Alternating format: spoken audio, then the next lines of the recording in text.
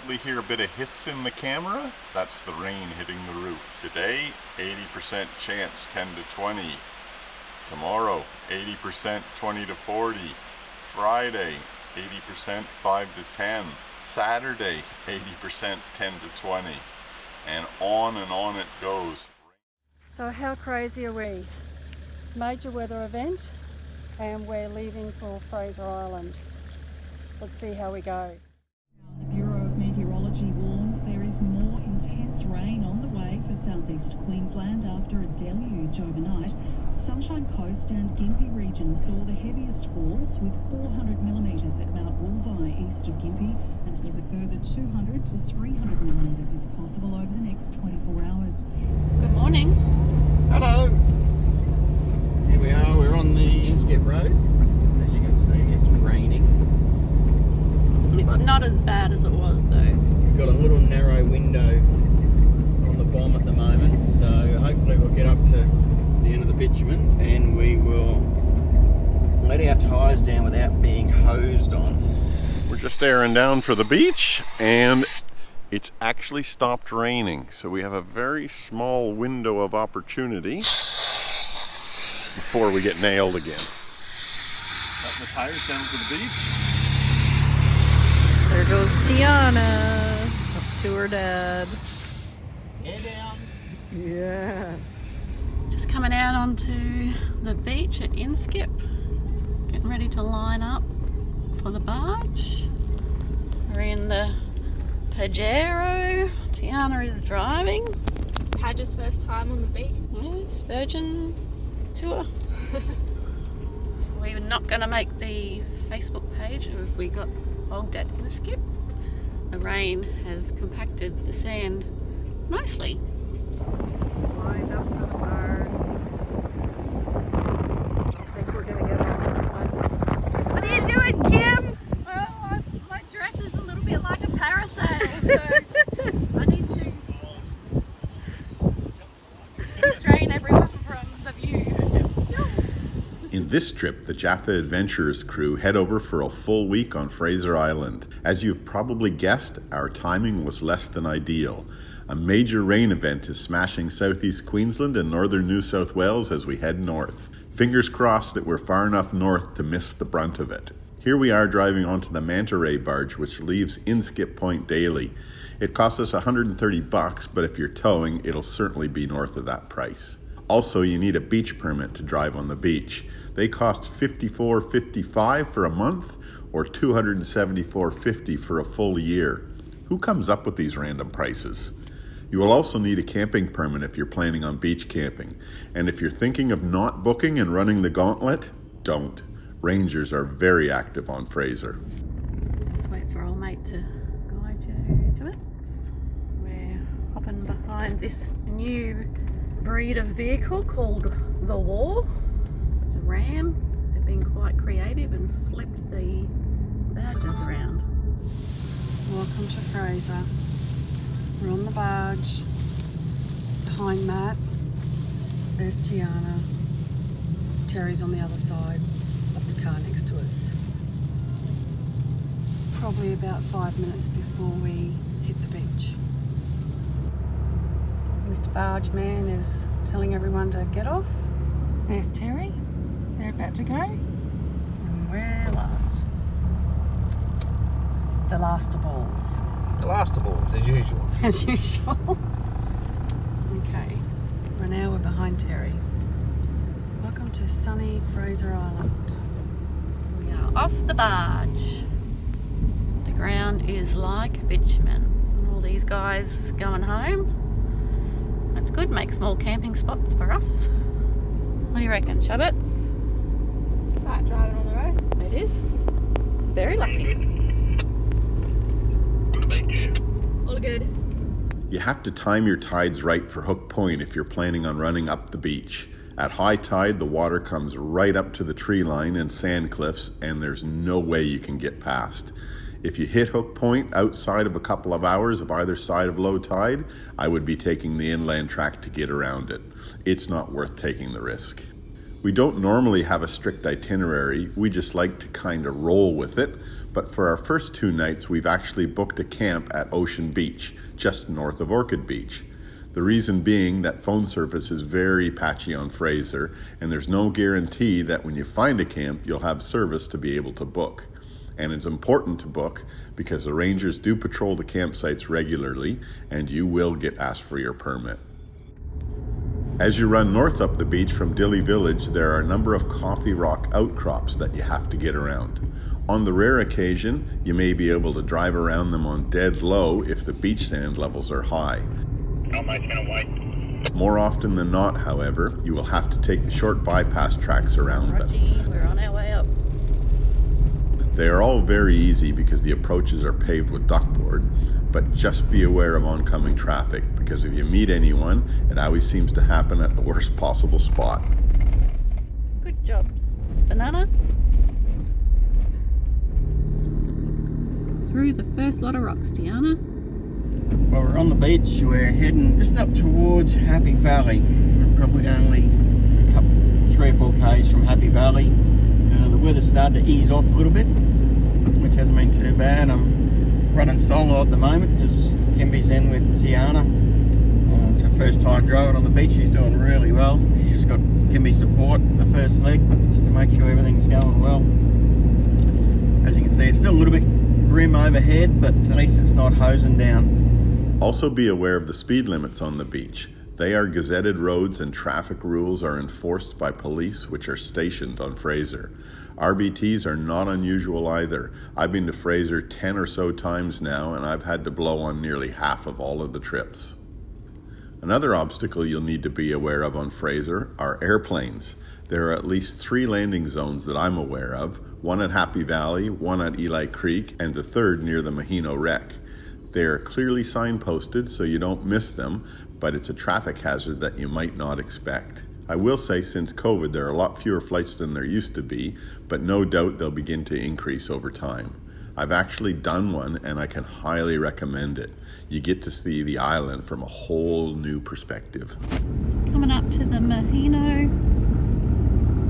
Weather's still been reasonably kind for us. Some scattered showers. Sun's been trying to come out.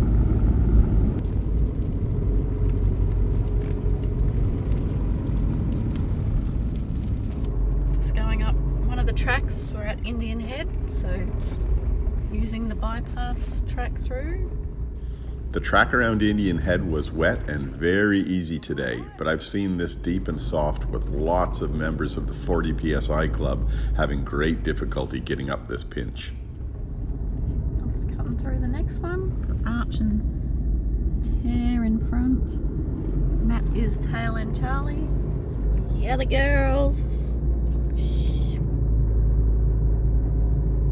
We're going to stop at Orchid Beach and have a nice cold beer. The champagne pools. Come and check them out on a sunny day for sure. I remember back years ago when I was a kid coming through these tracks, there weren't timber on the tracks, it was all sand and it was hard going if the sand was hot. Makes it a bit easier with boards on the track. What'd you say, Arch? Well, the drop at the end, that's all. Oh, okay.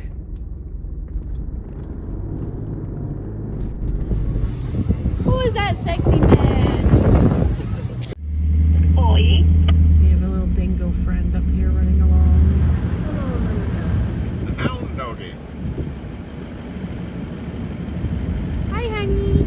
Got a video of Oh, he's got like a tag on his ear. I can see him.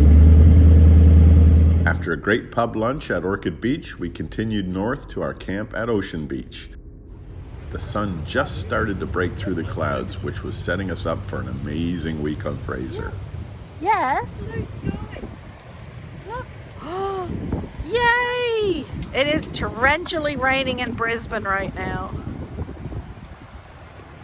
There is some blue out there. We've just pulled up an Ocean Beach camping area. Getting organized.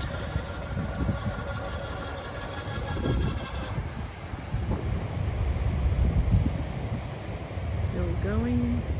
Rain is holding off for us, which is awesome.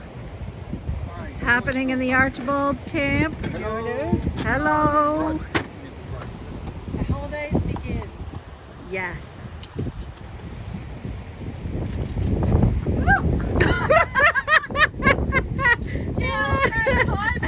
Can't see anything. Wind factor 0. Kim's got wind. Here comes Penguin Tiana. Oh, I hear a truck on the beach. The beach camps on Fraser are typically all behind the foredunes, which provides some protection from the wind. The downside, which you will come to see later, is that this protection not only benefits the camper, it also benefits the bitey insects as well. We are here in March, and I know why they call them March flies. After camp was set up, which only takes a few minutes, we retired to the top of a dune overlooking the beach and settled in for the rest of the afternoon. Everyone who has ever been camping understands that the first drink after a long drive and setting up is one of those little but amazing pleasures in life. How good is this? Camp set up down there. We are tucked in out of the wind, which is great. Blowing a gale up here, but blue skies and some sunshine on the ocean. Awesome! Fraser Island. Cheers! Cheers! Somebody got a plate of some of these. I have to hold my hat. They're flapping. Some of these inland tracks as well. The Easter Beach. They go like this. No, I haven't. I'll make something you can. Cheers, everybody. Jaffa. It hosed down on us during the night, probably some of the heaviest rain we've camped in. We woke to patchy rain, but there was some blue in the sky, so we were optimistic, sort of. The plan was to head north to Sandy Cape today, but we had to negotiate Ngala rocks first, and the bypass track was in a state that none of us had ever witnessed before, and probably never will again. Check this out.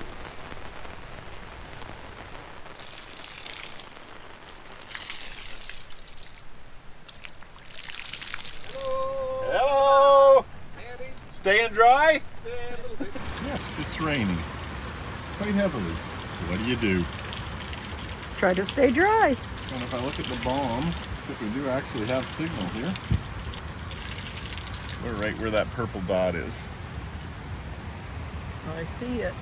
And it's just streaming down the island at the moment. This is just a small little river coming out of the bush from all that recent rain we've had.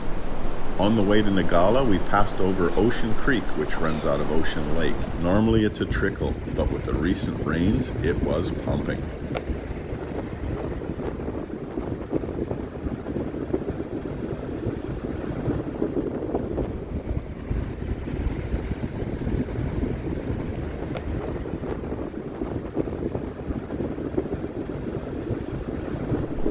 Yeah, there's somebody with a bit of strife at Nkgala. This is the cut that you drive through. I've always wondered whether that's salt or fresh, so I've tasted it this time, and it's brackish. So mainly fresh, but a bit salty, so I'd say salt probably leaches out of this coffee rock because it's so porous. Well, here's something we've never seen before. Have a look at how sloppy that is. So what's happening are people are just diffing out in this schlop. So you really got to hit it with a little bit of momentum to get through this. Otherwise you just diff out and drag along.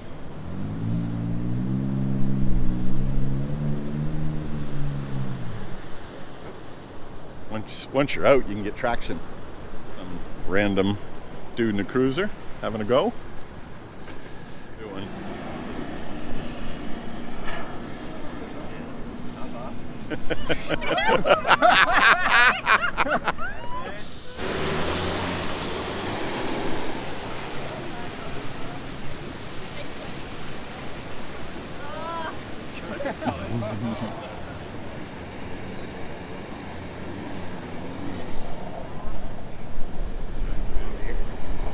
No chance. So Old mate in the Colorado just wants a bit more of a run up, so he's got this cruiser to pull him back, and I think he's going to give it a bit more berries. He gave it 5 or 6 tries but never ended up making it, and eventually backed out south through the Coffee Rock Channel to the beach. Roadside, Ngala Rocks, watching events. I'm cold. It's not raining. It's beautiful. It's very warm. Here we go. Deeper and deeper. He threw some tracks up a little bit further, but he didn't even make them. We're standing out front of the Ngala Rocks. What's the go, boys? We could be here for hours, digging our trucks out if we give it a go. Yep. We're in day 2 of the trip. Do we want to do that on day 2? Sounds like a wise man talking. Yeah. You come back midweek when there's no one around. Yeah, we can do that. And if the weather finds up, I've never seen the Ngala have water running down the actual wheel ruts. Nor I, mate. Never. Yeah, it's a no from me. So yeah, I think wiser heads are going to prevail. We'll head back. We'll go to Ocean Beach, go over to Wathumba. We'll start heading south Heading south. start exploring. We'll leave this scene with a skull drag out of here. Ooh, look at that, blue skies. Nice. So this is the entrance to Ngala on the southern side. As we said, we're gonna pull up here, spin around. We'll come back another day. You clean your little self off. It's higher up your calf, on your right calf. Yeah, that one. Good job. From Ngala, we drove a short distance south and visited Ocean Lake, one of over 40 freshwater lakes dotting Fraser Island. Fraser has over half of the world's perched lakes, of which Ocean Lake is not. There's the walk out to Ocean Lake. I reckon it's frogs. Nope. You're the lightest and the silliest. Not today.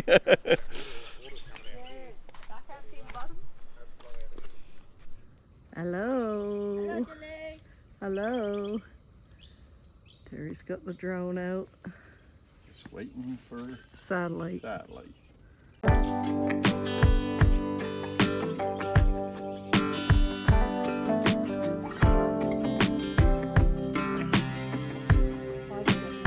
Did it.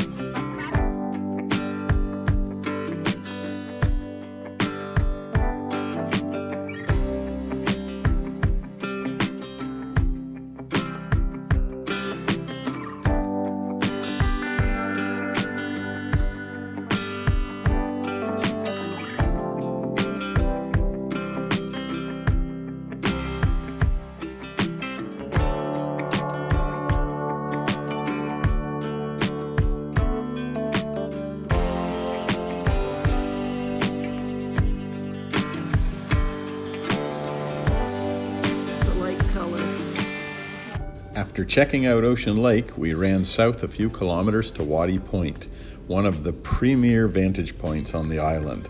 So many people miss this spot on their Fraser trips, and it is a cracker. We're walking up the walking track to Waddy Point. We've all got the tents popped up to dry out because, check that out, hallelujah blue-ya. Now I'm actually watching your feet, Tiana, because I want to get you stacking. But it didn't happen. Bugger. Just a little goat track up here. I'm doing it in bare feet. You do it in thongs or shoes, obviously.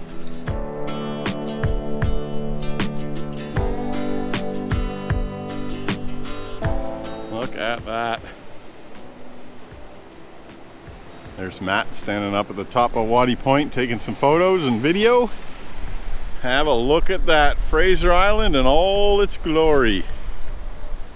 That sandy point you can see way up there in the distance is Sandy Cape. And here comes the Caped Crusader now.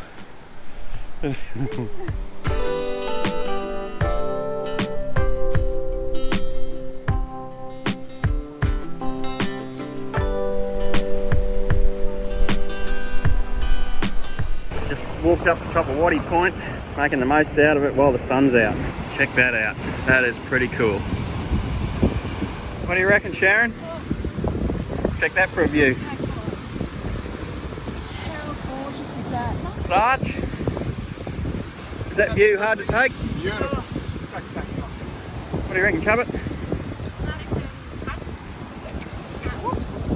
Beautiful. Hard to believe that Brisbane's getting absolutely smashed at the moment, isn't it? Yeah, we're standing up here. In the And sunshine. Gympie is underwater, Underwater, fully. yeah. Like, they said worst that they've ever had. Wow. Wow. So at the moment, we can't get home. No, but would you be anywhere else at the moment? No. Nope. As long as we don't drink too much beer and run out. It's going to cost us, otherwise we're going to have to spend. What's a carton worth on the island, mate? Oh, I don't reckon you get much change out of a hunch.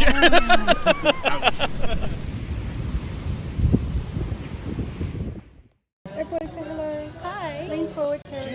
Hello. Matt. Andrew. What? Tiana. It was this cute little smile. After quenching our thirst at the Orchid Beach pub, we hit the trails again and traveled west. We intended to make a call on camping at Wathumba dependent on the bitey insect activity level, as they can be pretty vicious on the west side of the island. It's an interesting drive through the back streets of Orchid Beach if you get a chance. Lots of holiday houses, of course, and every one of them had a stunning view to the beach. The drive out to Wathumba is a breeze, nothing challenging from a four-wheel drive perspective, as it is with most of the inland tracks on the island. Halfway between Orchid and Wathumba, we happened across this little swampy area where the frogs were going off. Have a listen to this.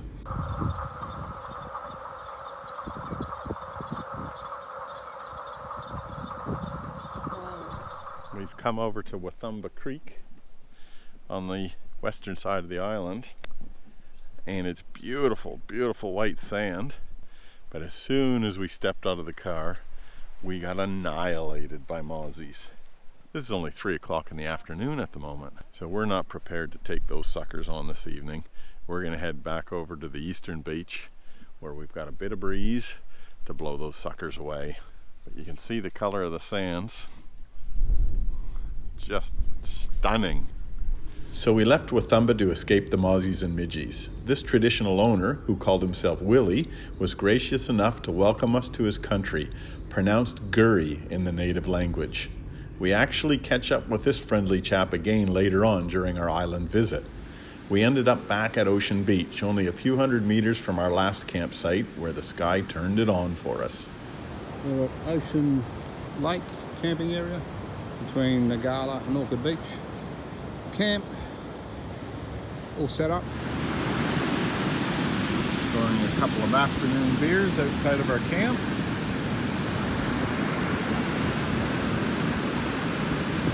Not too shabby. Espresso martinis for the ladies. Oh, why, thank you, sir. Oh my God. We have got a man. And a beer for oneself, Arch. Got yourself a beer. Thank you. There you go. She's keeping contract.